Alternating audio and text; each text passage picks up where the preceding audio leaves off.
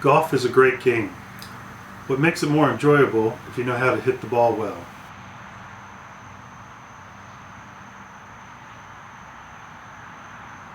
What I would like to do in my how-to video is teach you a little bit about golf and how to better hit the ball.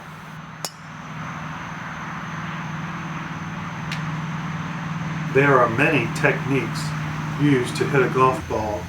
It is important to keep your balance, have your feet shoulder width apart, and when you address the ball, depending on the club that you use, will determine where you center the ball on your body.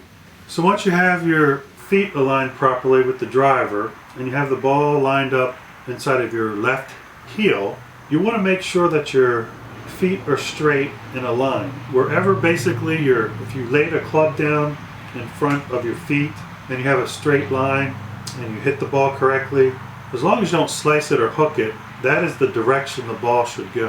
So you want to keep your feet as straight in the middle or straight down the fairway as best you can.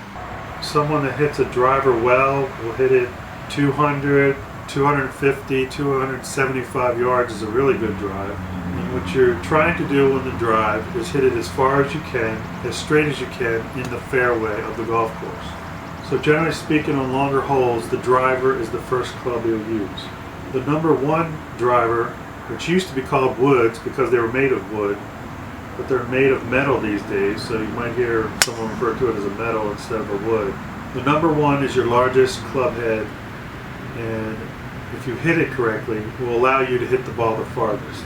Once you address the ball, you have the ball teed up properly, you basically take the club back, and you want a nice, even swing.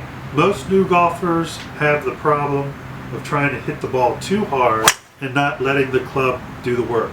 The next club we'll talk about is the pitching wedge.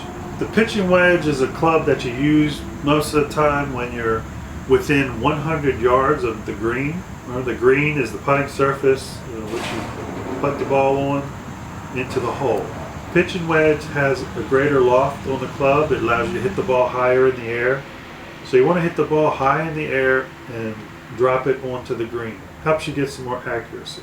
And then you have to adjust your swing based on how far you are away from the green. So if you're 100 yards away or so, you're still taking a pretty good swing.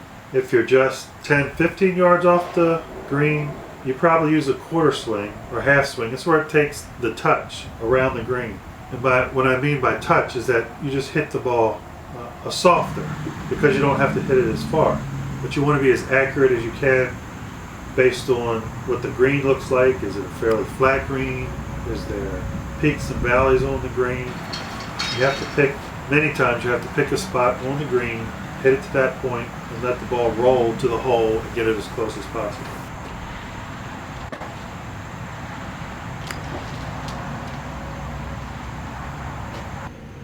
So golf is a very fun sport, very challenging. You can never be perfect at it. Every time you go out and play around, it is a challenge. There are 18 holes. Generally speaking, you either play on a course that has 9. Some golf courses have 9 holes. Most golf courses have 18.